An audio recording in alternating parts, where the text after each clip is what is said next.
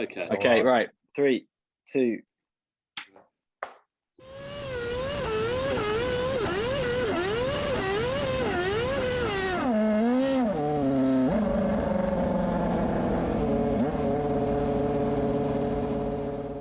Hello, everyone, and welcome to the Winging It F1 podcast, the podcast of bones, because it is the bone anniversary of the Winging It F1 podcast. It is our 100th episode, which I had to Google that to find out which anniversary 100th is. It's not diamond because that would be too cool.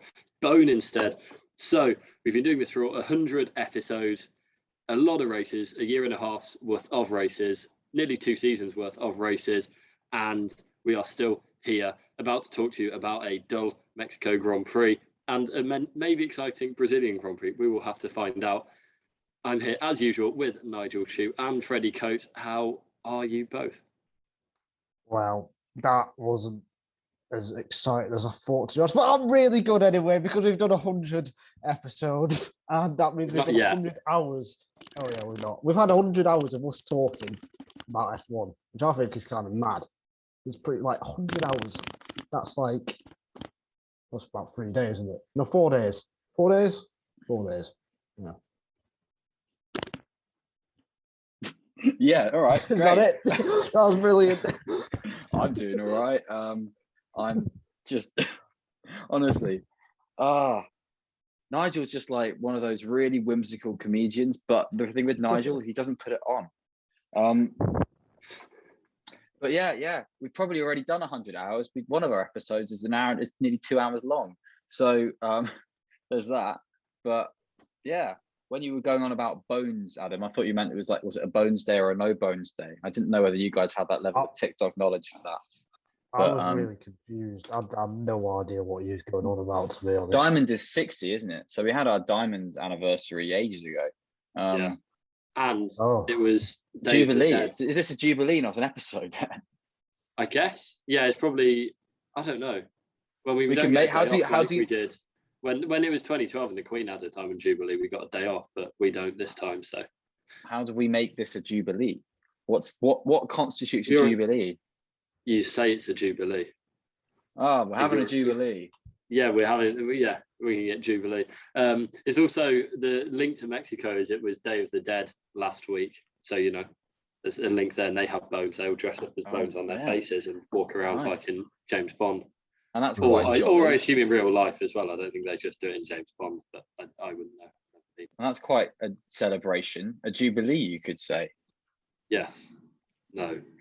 Anyway, honestly, we've done 100 podcast episodes. This is the 100th, and never has the word Jubilee been said before ever on this podcast until now, and it's been said at least 5 times. Let's see how many times you can say it. I'm sure there's lots of words that haven't been said. What words do you think haven't been said, Nigel? Go on, give us a world exclusive of a word. Dinosaur.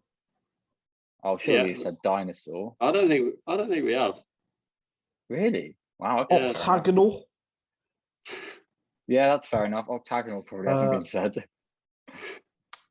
What else? Williams. Alfa Romeo. Alfa Romeo doesn't get said enough. Kimi. Kimi at Raikkonen doesn't get said enough on this podcast. 1993. What do you want to know about 1993? Nothing. I was just saying that we haven't said it yet, and now we have on this podcast. We should definitely do a throwback episode to the entire 1993 F1 season. Damon Hill getting his first F1 win, the Michael Andretti driving alongside Senna, Mika Hakkinen joining McLaren. Wow. Ford powering McLaren to 5 wins. Senna's last ever F1 win. Wow. Yeah. But we're not here to talk about that. We're here to talk about the Mexican Grand Prix. We've got to sledgehammer the optimism and joy of our 100th episode. We could have. And, I mean, to be fair, we don't have to. We can just carry on going off on parallels if you want. Tangents, I mean. Parallels different. Tangents? Yeah. No, that... I guess that would be like talking about the 1993 Mexican Grand Prix, if there was one, which... I don't think there was. I think the 1992 Mexican Grand Prix was the last one. And it was Michael Schumacher's first podium, was it? I want to say. That is knowledge, that. I want to say. I'm going to look that up just to double check that. Yeah, that sounds good. Yeah, 1992. Nigel Mansell won. Gerhard Berger got the fastest lap. Patrese got second. Schumacher got third. Yeah, there we go. That's a fun fact for you guys. It was the track back then. It kind of looked like Monza, but with more squiggle. It looked like Monza plus, the Bahrain endurance track. Just like you had that little bit from the Bahrain endurance track onto the top of Monza. Well, the thing is, the S's back then were fearsomely quick, and then you had the Peraltada was kind of like an oval corner, but flat in the way that the Parabolic was inspired by originally at Monza, or whatever it's called now, the Parabolic at Alboreto. After Michele Alboreto. God, we've had so many references to the past. Anyway, but yeah, the Peraltada, they use the full Peraltada in the Formula E track now. That's quite a modern sport, isn't it? That's right. I'm not too. There's three of us. Yeah. Oh, I'm not presenting, am I? Sorry, I was about to like segue. Take it away, Adam. I'll tell you what, you don't get this kind of chemistry only doing 98 episodes. Like, it's just that, you've got to do chemistry, got to hit the century to get that just kind of intuition, telepathy between hosts. Sky F1 didn't have this kind of professionalism until they got to at least the 2017 season, having got the rights in 2012. Someone's not getting a job with Sky F1. Oh, please take me on, Sky. Yeah, I bet their head of HR listens to this podcast. Yeah, the head of HR. Never know. Well, if you recruiting would be. Yeah, if you do, then me or Nigel is on the screen now. And Freddie can't do that because he edits it. Me and Nigel, he could. I can say, "Oh, my email's on the screen too," and he can just put his email on instead. And then, no, I wouldn't do that though, because I want you to get your hate mail. I don't want it for me. It's so much. Nigel sends you so much hate mail, Adam, and I just don't want to get. I get enough from Nigel myself, so. I trust Freddie a lot. It's like, say if I gave Freddie my phone, for example, he definitely wouldn't go on Twitter and like send a selfie to like the whole world, would he? He definitely wouldn't do that. I wouldn't put a picture of you next to Felipe Massa and say #F1 to the selfie. Yeah, definitely didn't have to delete anything on the 8th of November at about 2:00. So if you've got what's like an internet archive website thing that definitely took a screenshot around that time. A Wayback Machine, yes. If you've got that, then you can go to the @WingingItF1 account at about, would it have been about 1:10 on the 8th of November? Yeah. AM or PM? PM. PM, yeah. Okay. I wasn't with Freddie at 1:10 last night. Never been with Freddie at 1:10 at night, I don't think. Have you not? I have. I think so. Yeah, I know you have. Any time. I've heard. Yeah, literally heard. Yeah. It's not been any of this year because I've been away, so it's got to be. No. I think it was in about May. I definitely heard some noises. We didn't live together. No. You lived in a different part of the city. Wow. Anyway. You're talking about the time where I fell on the floor. Oh, yeah. Forgot about that. Was that with me or with Nigel? Oh, that was definitely with me. Oh, no, I do remember that. Yeah. Yes. Where I ran around the fountain and just slipped and landed and fell on the floor. Yeah, I probably got that video somewhere. Oh, yes, definitely. Mexico. Yeah, let's talk about some F1. We've ignored this enough. Yeah, we've ignored it enough. Talked about 1993, but 2021. Oh, 1993. What's an F1 season 1993 was? Unlike 1993, 2021 did have a Mexican Grand Prix, and it went according to expectations for some parts of it and not others. Qualifying was a big upset where both Bottas took pole, first of all, both Mercedes locked out the front row, first lockout of the season for them, which was not expected at all. Hamilton was nearly a quarter of a second ahead of Verstappen. Bottas was another 10th and a half ahead of Hamilton. So it was quite an upset from that angle. But come the race, Verstappen took the lead at turn 1 and never relinquished it, or never relinquished the net lead, because Red Bull just seemed to have the pace advantage in the race. So Nigel, where do you think that change in who had the fastest car came from Saturday to Sunday? I think the temperatures increasing in Q2 and Q3. I think that favoured Mercedes, and I think because, as we mentioned so many times, the tyres are so fickle, the narrow operating window of the Pirelli rubber, but that just went away from Red Bull, and it was just that probably 20-30 minute period, because they even came back to Verstappen in the second Q3 on that 20-minute period or so.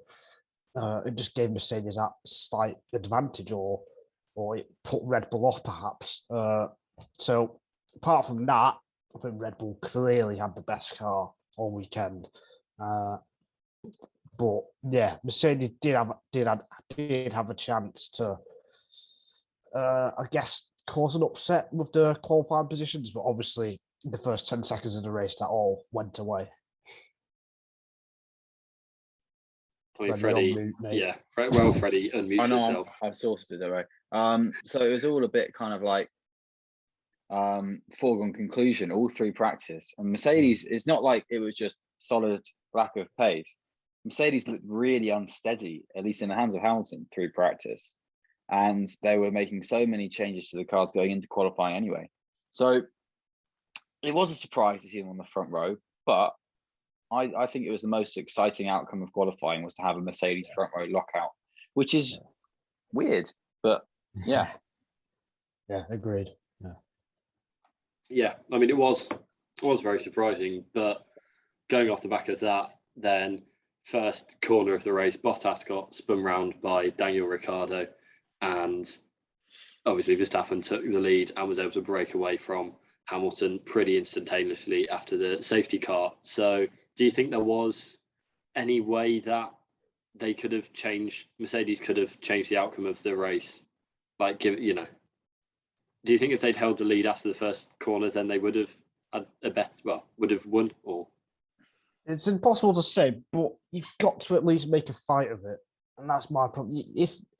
If you get these chances, which Mercedes had, front row lockout, you've got to at least put yourself in a position after the first lap to try and take the fight to Red Bull, even if you have a slower car. And what Bottas did, I mean, Toto Wolff said it himself, he opened up the door for Verstappen, and I did not understand why he did that. Surely they talked about it before the race, about how to box Verstappen in. The Ferraris did it to Hamilton a couple of years ago perfectly. And Mercedes were in a position to do that after the start, because they all got relatively even to start. Hamilton probably got the best start, arguably.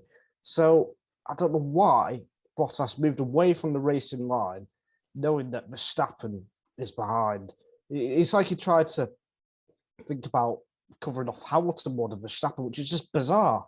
Because surely Toto Wolff would have banged it into his head, do not let Verstappen by. But even then, they were still side by side. Verstappen wasn't ahead. In fact, Bottas was a tiny bit ahead, I still think. So Bottas should have just thought, right, this is the championship leader, Hamilton's main rival. I'm just going to brake when he brakes. Like, forget about the braking zone. It doesn't matter if you go across the grass as well.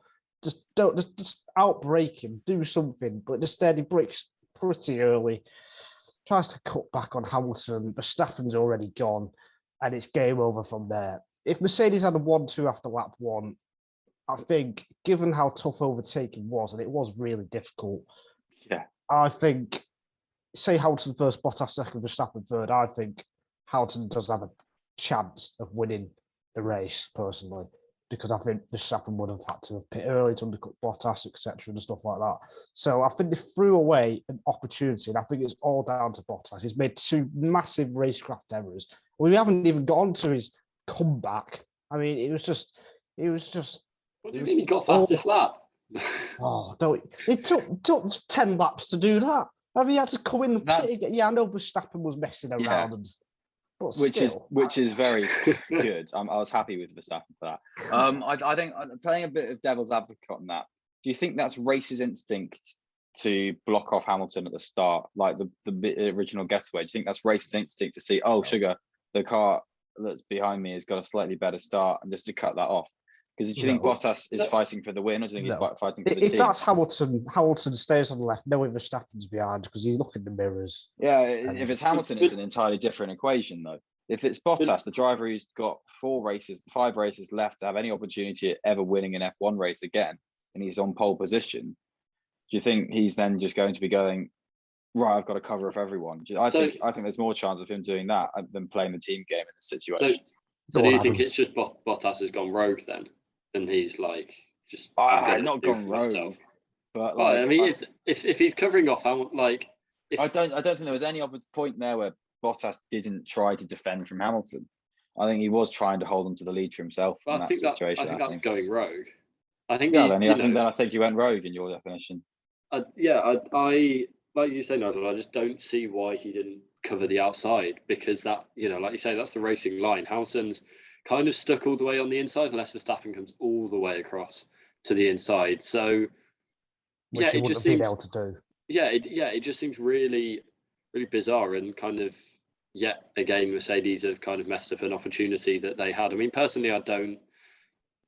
Even though it was hard to overtake, you look at the way Verstappen was able to pull away and just had that pace advantage, and Perez was able to get in close behind Hamilton at the end of the race. I don't think they would have undercut with Verstappen easily. I still think they would have won, but they would have made a better fist of it than they did. And it's like, to your point, Freddie, if it's racer's instinct, like, that's got to be deliberate, because they'll have talked about. I mean, I think so anyway. I think they'll have talked about it so much in pre-race, like Nigel said, that this is what's going to happen. They must have said, don't race each other, don't cover off each other, just look behind you, and whoever comes out of the first corner in the lead comes out of the first corner in the lead between the two Mercedes. And I don't, it will have been hammered into them what the plan was, and either it was the plan for Bottas to come across to the middle of the racetrack, which it would make no sense, or he deviated from that. So that's kind of my view on it. Although, having said that, I do think Red Bull would have won anyway.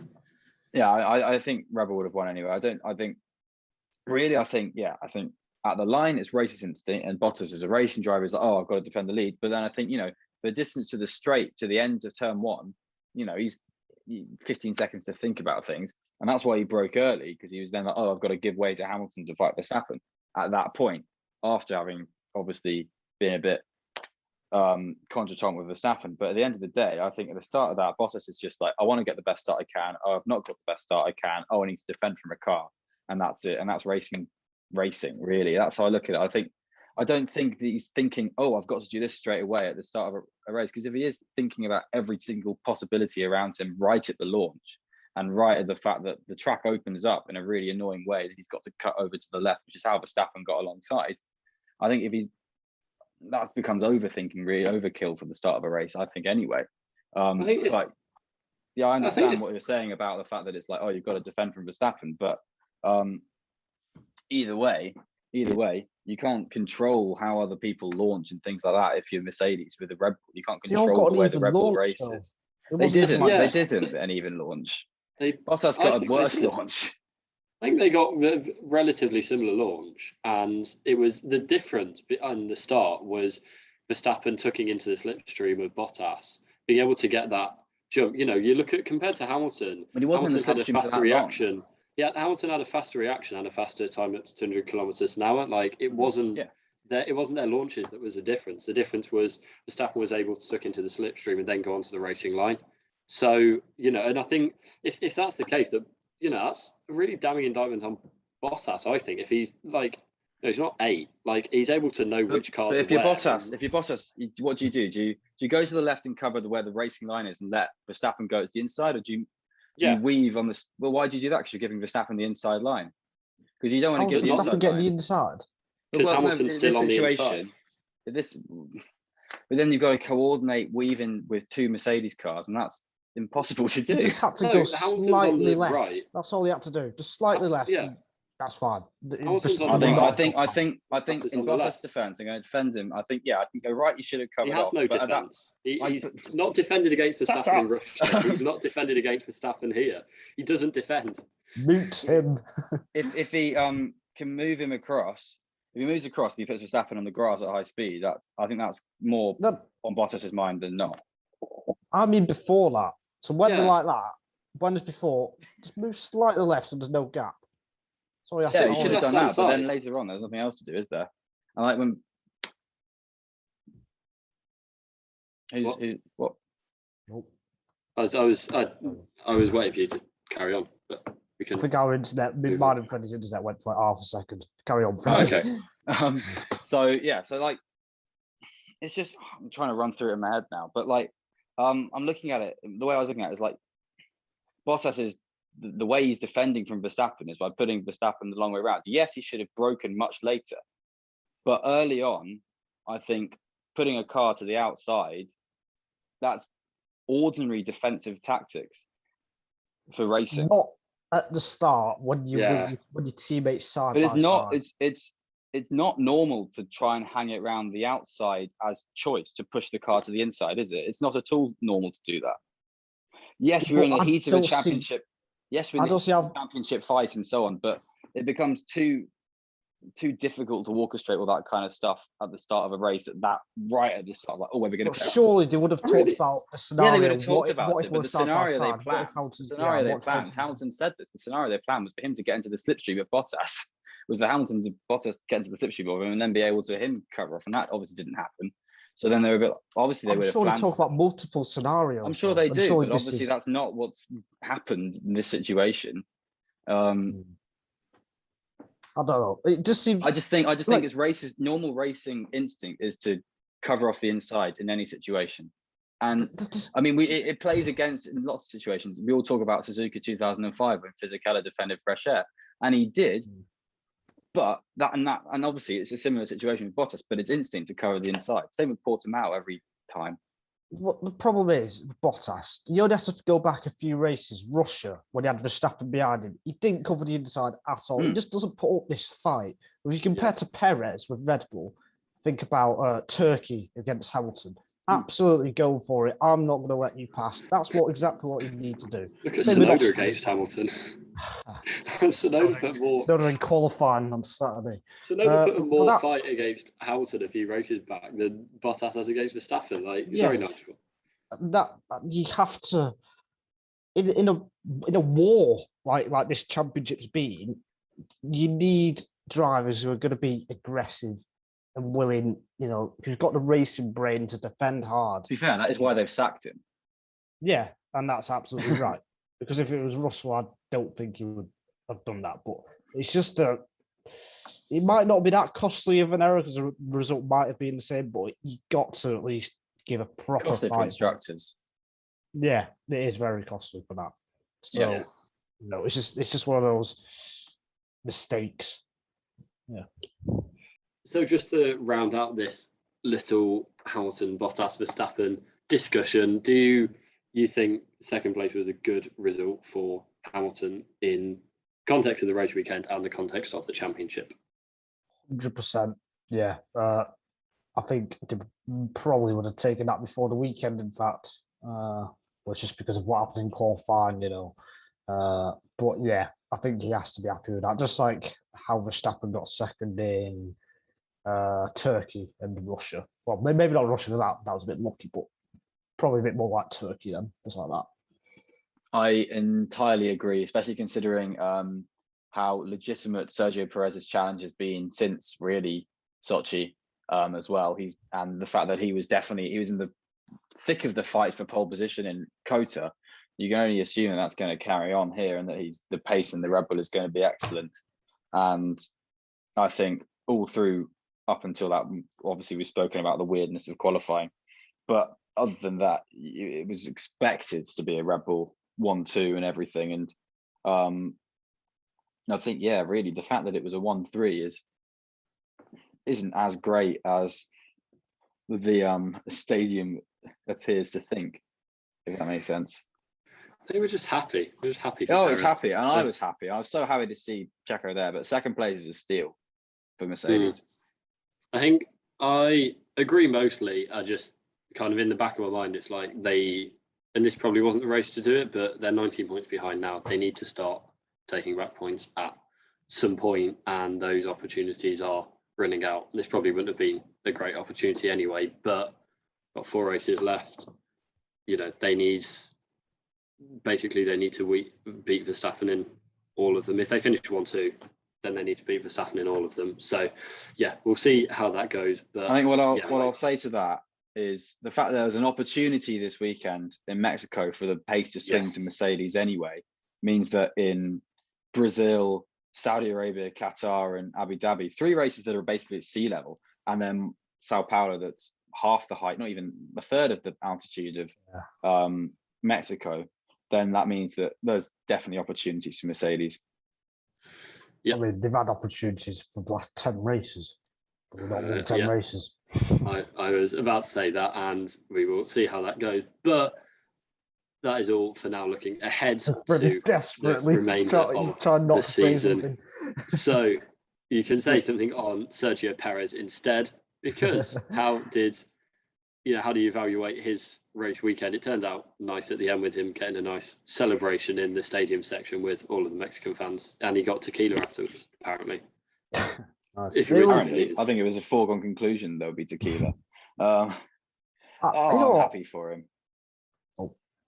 I was going to say, performance-wise, it probably wasn't as good as people are making out. It was just okay. He did the job. Even in qualifying, that getting distracted by Sonoda and stuff, but he still ended up 4th. And then to be 3rd was kind of what you would expect with Bottas not being there, and with Ferrari and Mercedes, Red Bull and Mercedes being so far ahead of the rest of the field. So I think he just did the job. I guess he soaked up the pressure quite well, because it's quite easy to do something silly in your home race. So I guess you have to give him credit for that. Well, he definitely wasn't his best weekend, but it was still enough to, help Red Bull in the Drivers' and Constructors' Championship.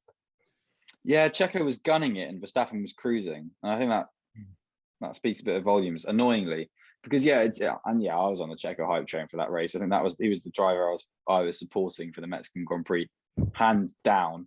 I really wanted him to get on the podium, and then I really wanted him to get 2nd place, because I thought, it'll be amazing if he pull off an overtake and that kind of stuff in the situation. And he got close to it, which is actually a lot better than the majority of the field, with all this lack of slipstream and lack of DRS possibility and the thin air in Mexico. It's a really hard track to overtake on, even with a 1.1 kilometer straight, I want to say.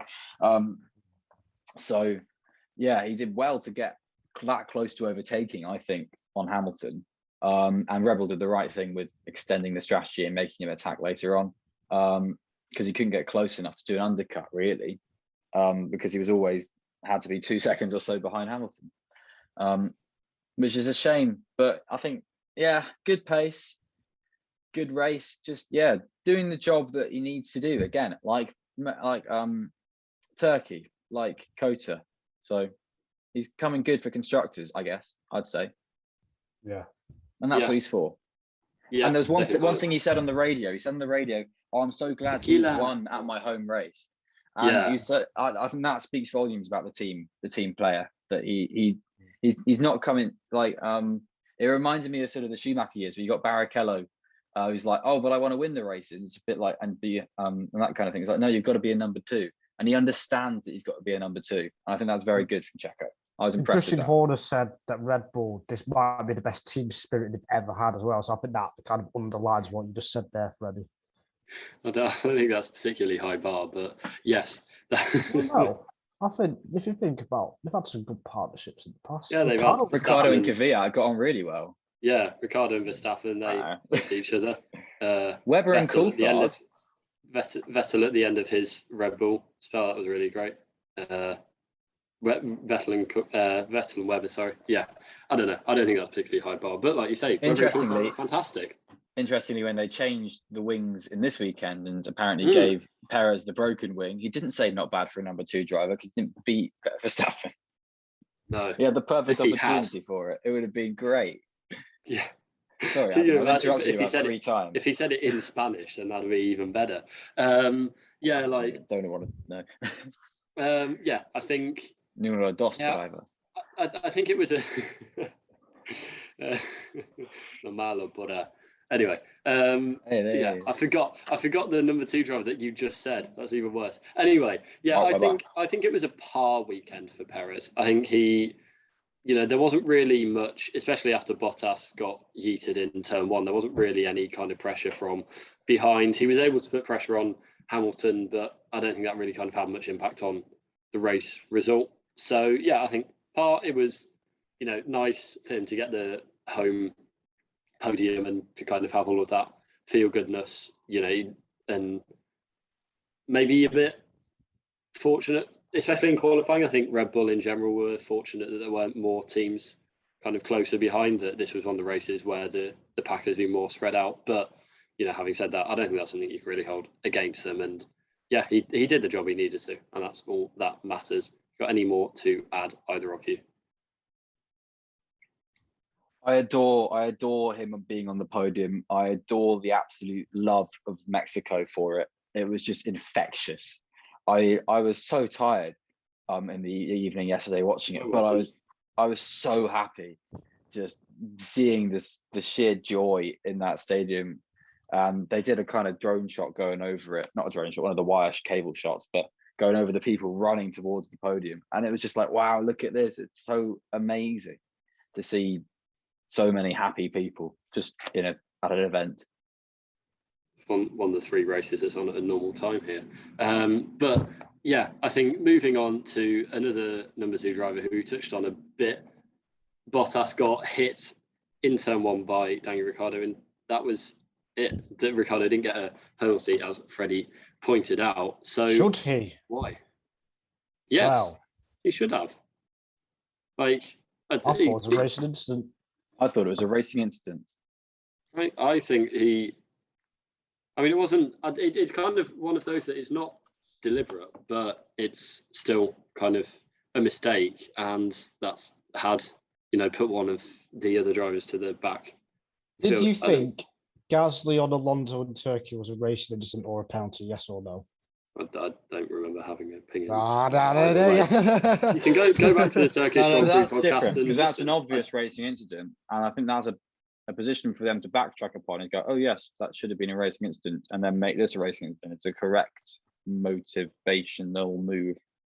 Well, if that made sense in my mind. They gave that a 5-second penalty, didn't they? So really, they should have given this a 5-second penalty. But they should have done. They should play by the same rules. But yeah, that's what happens. I thought it was a racing incident anyway, because I thought it was because Ricciardo in that position when he's braking, what he literally could not do. In fact, I think he kind of like last second saw that Bottas was going to come across, because I thought he was probably thinking Bottas wouldn't do that and try and cut back, to set himself up for turn 2 and 3. So, I don't see how Ricciardo can be punished for that, really. Yeah, I blame Bottas for it instantly, because I said, why the hell did you go for a switchback at turn 1 on lap 1? You just don't do that. And I just thought, well, yeah, Ricciardo's just sent it on the brakes as you do in 4th place on lap 1. And Bottas has just braked way too early. That was the simple thing for it. I did think Gasly and Alonso was a racing incident, I think. No, not a racing incident. I thought it was a penalty, I think. Really? I just watched it again. Really? I can't remember though. I feel like you didn't say that after the race. That's the most obvious racing incident in racing incident history. Maybe I didn't. Apart from Silverstone, obviously.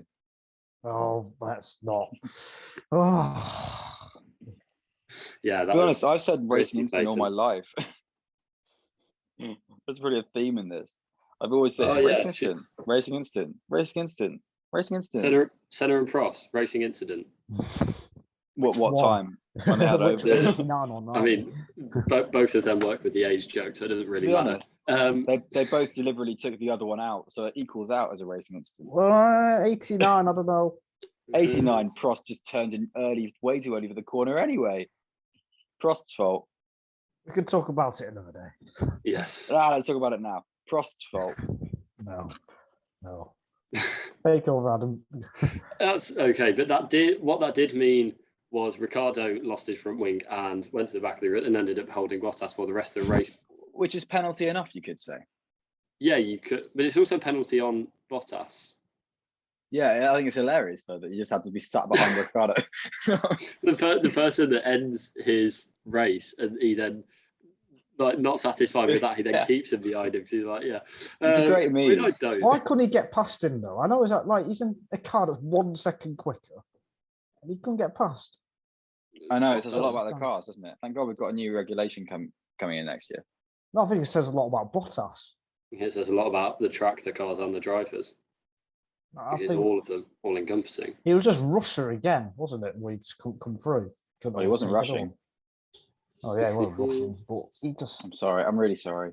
If it's going to be like this next year, he's going to really struggle in the midfield when you do have to follow cars and you do have to overtake more. He's going to have a massive problem, I think. Yeah. Yes. We'll see. We certainly will, but not. We will. That we also, will see. That also meant that Ferrari jumped McLaren in the Constructor Championships. They're now 13 points ahead. I guess it was a sneaky good weekend for Ferrari, partly because McLaren did badly. Norris finished 10th. Ricciardo was out the points, and Ferrari got 5th and 6th. So out of the trio of Gasly, Leclerc, and Sainz behind, is there anyone or anything you want to talk about from that, the 4th to 6th position? I think Gasly was outstanding once again. It's kind of like what Norris was doing earlier in the year, making it be normal to be best of the rest. He was absolutely phenomenal. Didn't put a foot wrong all weekend. Controlled his tyres absolutely beautifully. So I think Gasly, along with, in fact, you could argue Gasly was the best driver all weekend because Verstappen didn't have the best qualifying, did he? So you can make a point for that. And then with Ferrari, again, I think they didn't have the pace to catch Gasly, but they took the points, took the result they needed. They knew that they'd been strong, that they would be strong at this track, not as strong as what me and Freddie thought. We thought they would win or take pole. Not that strong, but they were still stronger than Norris and Ricciardo. So I think it's a good weekend for Ferrari, very good weekend for Gasly. Yeah, I agree. I think the fact that Ferrari wasn't ahead of Gasly makes it only an okay weekend for them. And the fact they're fanning around with team orders late on in the race. I mean, what's the point? Come on, guys. He's 10 seconds up the road, for goodness sake. And Leclerc seemed to have a really scrappy weekend. He had really good pace in Q1 and Q2. Got to Q3 and just mucked it up somehow. And then, but I did think Sainz was much cleaner and then was put in a weird strategy by Ferrari that put him behind Leclerc. And if they put him on a normal strategy, then he would have been closer to Gasly than Leclerc ever could have been this weekend, which I think is an interesting point in the Ferrari driver comparison scenarios, etc. But oh well. I was obviously impressed with Gasly. Exceptional. Norris from where? 18th to 10th? Also all right. Yeah. I don't think he could have done much more, really. No, I agree. They really did filter out into pace, really. Yeah. I think, apart from Raikkonen. Yeah, well, that's the thing. I think Vettel, Raikkonen, Norris, the Ferraris, guys, they all kind of maximised the result that they could have got. I don't think they could have done much better. It was one of those strange races when that happened, but I think people do well. Yeah, I think Raikkonen as well. He had a brilliant weekend. I thought. I've qualified Giovinazzi for what feels like the first time in quite a while. I don't think he's done it much this year. And then in the race, he had a great race to finish in 8th. There were the same amount of championships shared across 7th, 8th, and 9th as there was in the top 2. Fun fact. Very funny. I don't know. I quite like the fact that you've got the rest of the World Championships on the grid all clumped together in good point scoring positions for their teams. That won't be the case in about 5 weeks. Is there not a race? Or? No, because someone's going to have 8 or 1. Oh, right, okay.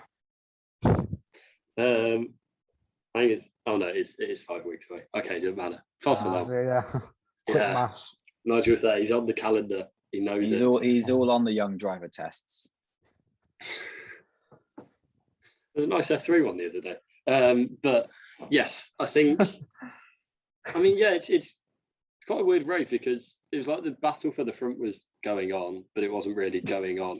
It was like, I don't know. It just feels like a bit of a nothing race. There wasn't kind of mad like you say, Gasly was, a step ahead of the Ferraris, who seem to be kind of Freddie.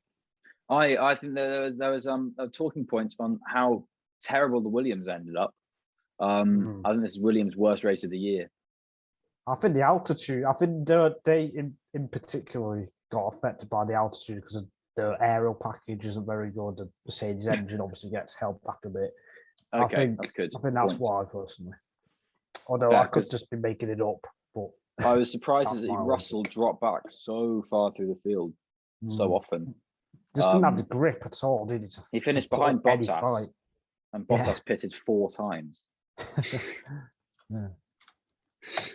Yeah, I mean, there's a bit of kind of not good news coming out with Williams as well, as they're missing some tyre tests and some end of season tests, which kind of I don't know. It just it's the Abu Dhabi tyre test. It's a bit naff anyway. I mean, it's not really much. It's not ideal. It's a new tyres though. Which, if there's a test you're going to miss, it's that one. Well, they had new tyres this year, didn't they? So yeah, but they'll be on the tyres anyway. I mean, yeah, it's not much, but I just think it's not ideal. It's one less thing they should be worrying about, basically. But I think there's a noise coming through. There's an asteroid hit S10. Nigel, can you hear knocking? Yeah, I thought it was my door. I thought it was you. I'm not knocking. I'm sat on my screen. You can see him. It's definitely not Adam. What's that? Maybe it is. Shush. This is great for the podcast, but shush, I'm going to listen.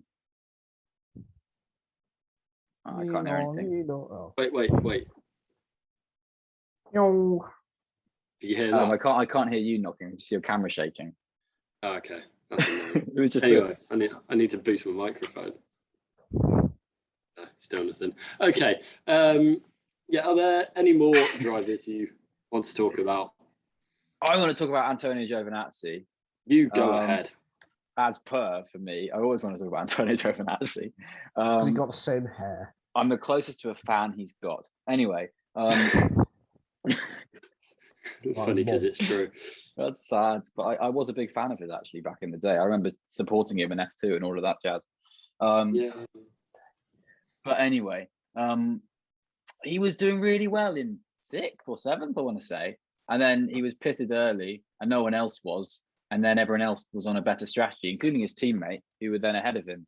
And he was stuck behind Bottas and Ricciardo and was able to get close to them, but wasn't able to pass them because they're Bottas and Ricciardo in a Mercedes and a McLaren, and he's in an Alfa Romeo and he's Giovinazzi. And so he had all of that against him, but he was in 6th place and he could well have easily had that 7th place ahead of Vettel if he'd been on a conventional strategy, I think. But he wasn't on a conventional strategy. And apparently when he came in on his cool down lap, he said, "Thanks to the great strategy, guys." And so that's a sad story about a man who's going to be announced as not being in F1 in probably a week. From what I've seen out for this year, their strategy, they've made a lot of mistakes because Raikkonen could have been in the points for quite a few races, but they've pitted him at the wrong time, whether it's like when the leaders are coming past or putting out in traffic or same with Gio. Doing stints that too long. Same with Giovinazzi as well. So it's his 3rd, 11th place in 3 races. It seems like they do have a bit of a problem on the strategy wall, but yeah, it's just from what I've seen anyway. So, yeah. Feels like there's pace in that car that is occasionally being unlocked. And through practice this weekend, Alfa Romeo would do very, very good, I thought. And I think they should have got a double points finish this weekend, and it would have made the fight for 8th relatively interesting. But yeah, anyway. Yes. Anyway, I'd just like to give a shout out to Ocon because the fact that he survived his first corner where 2 cars ran over both front tyres. Yeah. I don't know. It was just scary. It was like... Considering that exact thing happened to him in Austria and he had to retire immediately. And then that happened twice there and he just carries on. Yeah. And it was Schumacher and Tsunoda came over. Tsunoda's going, someone hit me in the back. And it's like, no, you just ran over an Ocon wheel. But anyway, that's the only other point I want to make from the race. Cool. I like the Formula E layout more. Okay. I don't have an opinion. I mean, in general, I don't know. I think without Perez, there wouldn't be much good about the Mexican Grand Prix. I think the fans would pick a driver. To be honest, I think they would be. I think seeing that as a non-partisan crowd would be very interesting. I think there would still be the draw, but we hear about it all the time. Apparently, every billboard has a picture of Checo on it, and they just get bigger every year. So it's like a picture of his eye next those to social media things where it gets bigger and bigger, like the cars as well. The trophy. So do you want to talk a bit about the Brazilian Grand Prix, which is coming up next week? I do want to talk about the Brazilian Grand Prix, which is coming up this week. Next Sunday. In a few days. Sprint qualifying. Oh gosh, yeah, it's a sprint event. I forgot. Oh no. Friday evening qualifying for us. Friday, I don't know, whatever time Adam lives in. You know what? If qualifying those extra 3 points, because it's I know every event's the same, but it does feel like it could be quite important. Like if Hamilton can somehow win that sprint qualifying, if he can be the pole sitter or whatever term you meant to call it, then those 3 points could be quite important, and then it'll start on pole for the actual race as well. So, Saturday will be quite an important day in this 5-week period, I think. Yeah, I mean, it's like Brazil's a track. I was just going to say it's half the points you get for a win, or like half the advantage you get for a win if the driver finishes second. So yeah, sorry, Freddie. Oh, it's all right. I was just going to say, I feel like Brazil's a better track for opening stint kind of racing, if you will, than Monza and Silverstone ever could have been anyway, in terms of sort of a slipstream into the center S's. I think that this could be the best track potential for a sprint. Obviously, it's a flawed format, and that's been with kind of just like, because the way these tires are, if you had proper sprint tires, that'd be a bit better. But and obviously we're waiting to judge sprint properly next year with racing cars, not just fast cars. Yeah, I think this could be a decent sprint, to be honest. But I've got a question. Is this a must-win for Hamilton this weekend? Yes. Yeah. I think so. Yeah. Because if he doesn't win here, well, Verstappen can finish second at all of them. Yeah, if he doesn't win here, assuming Verstappen does win, I mean, obviously, I'll take a must-win as must-finish ahead of Verstappen. But yes, he has to, because like Freddie says, if he doesn't, then Verstappen can finish second at every race and still win. Which is what he's done all year. Well, apart from Hungary, when he had half a car, when he finished every race he's finished, he's been in the top 2, which is absolutely ridiculous. Britain, he didn't. Sorry. Didn't finish. Even with a Hamilton win, he still really needs to win. Most of the events. Really needs to win all of them. If he needs to win, because even if Verstappen wins 1 out of the remaining 4. Then if they finish 1-2 every race, then Verstappen will still win. So, I think it's very important, really, that he does, because, if that doesn't happen, then it's an error. I mean, I don't know, it seems quite unlikely that he wins 4 on the bounce anyway, considering they've only managed to get back-to-back wins once this year, and that was all the way back in April or May, whenever the Iberian races were. So, it's kind of, I just feel like, Mercedes have beaten, but they've not beaten Verstappen, with him finishing, with him having a clean race, since Spanish Grand Prix. It's mad. Okay.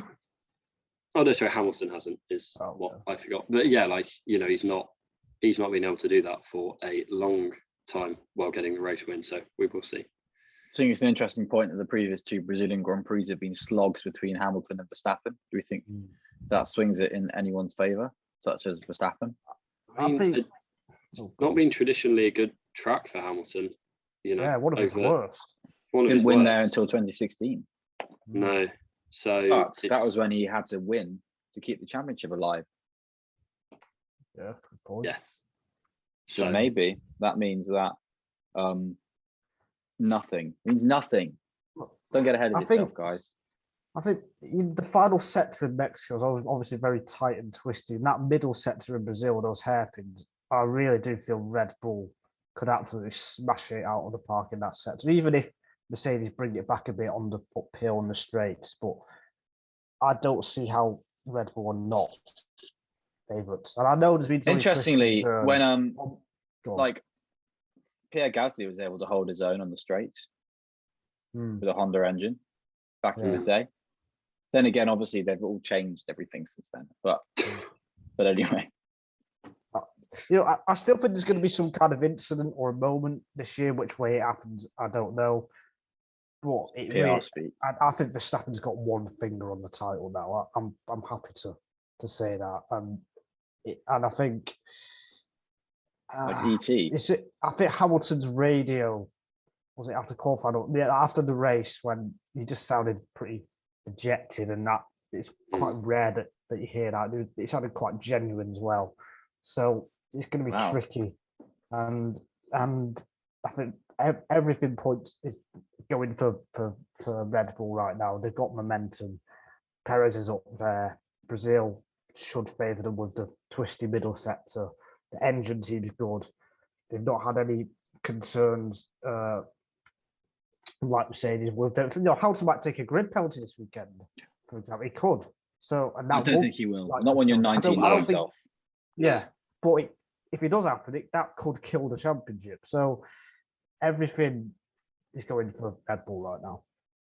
Yeah, I think just these last two races seem to have really, you know, Verstappen's got 13 points from the last two races on Hamilton, and I think that's just kind of, been, I don't know, it just, the title has never felt further away from Mercedes as it does kind of going into this weekend over the whole turbo hybrid era, to be honest. So, yeah, I think every race from now is really a must win or must beat Verstappen for Hamilton. And yeah, it's not the track, you know, it's not the track that they'd want that to be the case on, but you know, that's how things have shook out. And yeah, we'll just have to see. But in general, I'm really looking forward to this Grand Prix because Brazil is a fantastic track. It's a really, really good track. It's one, and if it was up to me, it'd be the season ender every year. But you know, even without that, it's just special. It's just a proper racing track. The pit straight with the kind of slight banking and the fans kind of up the hill. You know, it's a real amphitheatre. The center S's coming down the hill is just phenomenal. And then the drag back up, mentioned Hamilton and Gasly from 2019. Oh, there's so much love about Brazil. I'm really happy we're going back there because it's a fantastic track and a fantastic fan base for F1. Yeah, for the first ever Grand Prix of Sao Paulo. Actually, your point about what Mexico would be like without like Checo and that kind of thing. We haven't had a Brazilian driver for a long time, but there's still such urge in Brazil for Formula One. Obviously, there's a different ilk of Formula One driver from Brazil than from Mexico, such as Senna. But there's still a lot going on there. So, who knows? Yeah, I think track helps though. I think they're quite different comparisons, but yes, the Brazilian fans are very good. I don't know who they'll be supporting this weekend. Pietro Fittipaldi's team, obviously. Well, there we go. Do you want to make any predictions? Let's just do the normal. Let's do poll and podium. How are we polling it? Are we sprint poll? Are we poll for sprint, or are we poll for race? Or doesn't change my answer. Sprint poll. All right, Verstappen both. Yeah, I think so too. Yeah, I want. You know, I want Hamilton. Yeah, me too. I want Hamilton to do well. Just close it up a bit, but I think Verstappen. You know, I think there's more. I think there's more of a chance of Verstappen like DNFing or finishing way down the points than there is of Hamilton finishing first and Verstappen finishing second. To be honest, like a kind of, I don't see kind of if they have a clean. Yeah, I don't think if they have a clean straight fight that's not weather affected or crash affected or anything else, then I don't really see how Hamilton will win.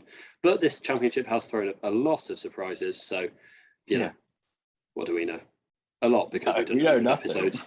We know a lot because we've got 100 episodes worth of collected wealth of knowledge between us. So, yes. I think I haven't collected any wealth from this podcast. Wealth of knowledge. It's a different thing. You already had quite a lot of wealth anyway. I was That is waiting true, for yeah. that. Me I and knew I Nigel are opened it up. slumming it, but Freddie's We bring giving the it good average life. down by quite a bit. When I Then started Freddie this brings it back podcast, up.